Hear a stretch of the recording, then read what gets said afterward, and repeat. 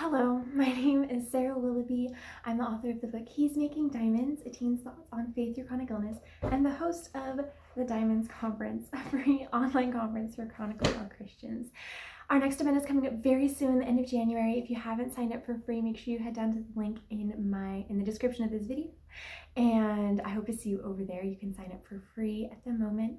After the conference is live, you'll be able to purchase the all access pass. But let's talk about writing for a minute. Writing is so hard. Chronic illness is hard.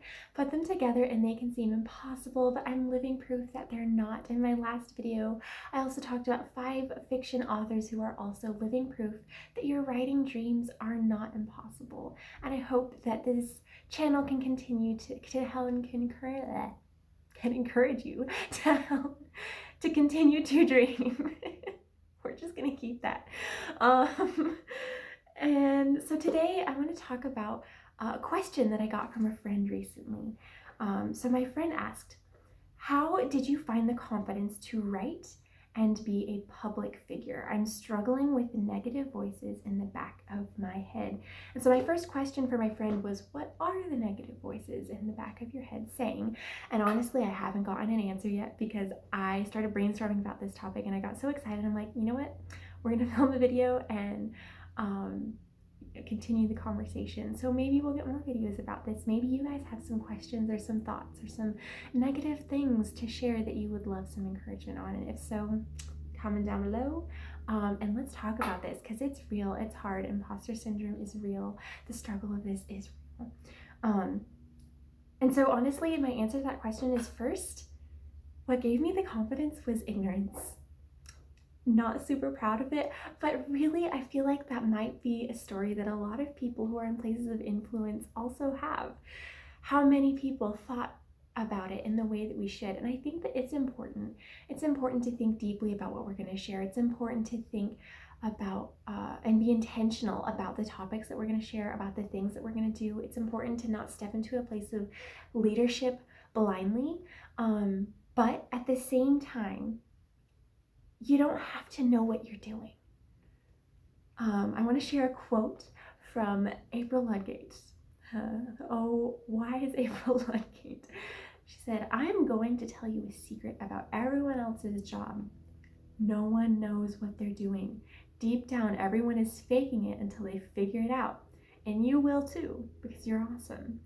And I think that that is a very true statement.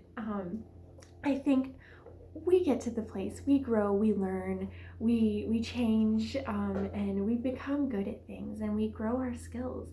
But at the same time, you don't have to know what you're doing or have it all together. And I say that with hesitance because you do have to know what you're doing to some degree. And it's so important we take seriously the responsibility that we have when we speak into other people's lives. On the other hand, you don't have to have it all figured out. You don't have to have it all together. And so that leads me into my the next one, number 2. For how do you find confidence to write, to be in a place of influence? And number 2 is God's grace is sufficient. Honestly, that's what gives me the most comfort. That's what gives me the most confidence when it comes to stepping into these places, when it comes to standing in front of people and saying something and writing something and clicking publish, because no matter how many times I do it, I've probably published hundreds of blog posts at this point. I don't even know.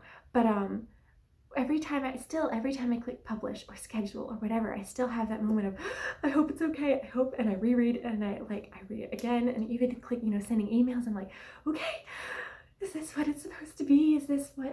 Am I gonna regret this later? And I suspect that some of you guys relate to that.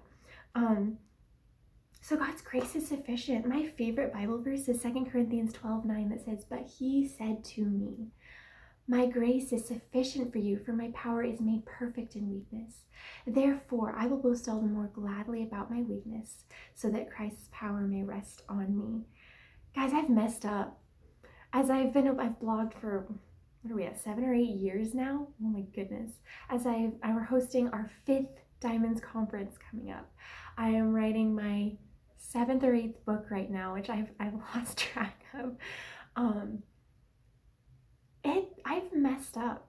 There have been things that I've written, that I've published, that I did regret. There have been times where I embarrassed myself in front of everyone because I wasn't thinking clearly, because I forgot something, because and honestly, this is the third time I filmed this video because I keep messing up, and that's okay. We want to try our hardest. We want to give our best. Again, we want to take seriously this responsibility that we're given. It's something that I think is so crucial, and I think a lot of people don't think enough about. But on the other hand, God's grace is sufficient. You don't have to have it all together, because his grace is sufficient when you mess up, when you fail, when you're not perfect, when you're human, when you have to say, hey, when you have to humble yourself in front of other people and say, hey, I was wrong, or hey, I'm sorry, the technology struggles are, I don't know what I'm doing. That's okay. He works in our weakness. And I think that often in my life and in the ministry that I've been blessed to have, that's where I've seen him work the most, is where I wasn't able to make it be perfect. It was beyond my abilities, which meant that everyone could see that it was all God. And that's what I think gives me confidence to click publish. And because I know I've been faithful to pray through it. I know that I am doing it out of obedience. And so I surrender it to him, and I'm able to just rely on his grace in that. And so finally, there's many other reasons maybe that we could get into, but a third reason to have confidence to write, to be a public figure, to share what God has given you, is to consider why you're doing it. If you are doing it out of obedience for God, then I'm sorry, you don't really have a choice. You have to do it. You have to do it because you have to obey, because that's the way, in my opinion, that's the best way to live life, is in obedience to God. And so it really doesn't come down to whether we're confident or not. It comes down to obedience. But one of the things that I really love, and Joshua, I'm going to get the reference wrong, but it talks about God said, do not be discouraged, do not be terrified, for the Lord your God goes with you wherever you go. And that's the reason throughout, especially that section in Joshua, but in general, that's the reason that we get to have courage, that we get to have confidence, is because God goes with us. When he says do this, he doesn't say, okay, go do it by yourself, see you in a while. He goes, okay, I'm going before you, I'm going behind you, I'm walking with you, and if you choose, you get to walk with me. And so we get to have courage because we are not alone. It's not us. It's not about us. And I think often that's where we get scared, and that's where we get stuck, is that we think it's about us, and it's really not. It's really not. So here's two things to consider. One, you don't have to please anyone but God. If everyone thinks what you're doing is horrible, that's okay if you're doing it in accordance with scripture and if you're doing it in obedience to God. It doesn't matter. It doesn't matter. And it feels like it does matter, and that's a whole other video, but it really doesn't. The only person you have to please in this is God. And I would love to tell that to my friend who has some messages to share that the world needs to hear, and that are probably going to get some backlash. And I just would encourage this person that that it's the only person that person has to please is God, not me, not family, not friends, not anyone, just God. And so then the last thing that I want to leave you with, this is really what it boils down to when it comes to having courage to share the message God's put on your heart. Why are you doing it? Why do you want to do this? Why do you feel like this is something you need to do? The why is going to be the thing that motivates you past the discouragement, past the fear, past the worry, past the exhaustion, past the long hours, past the unglamorous parts of it. Why are you doing it? I could give you answers.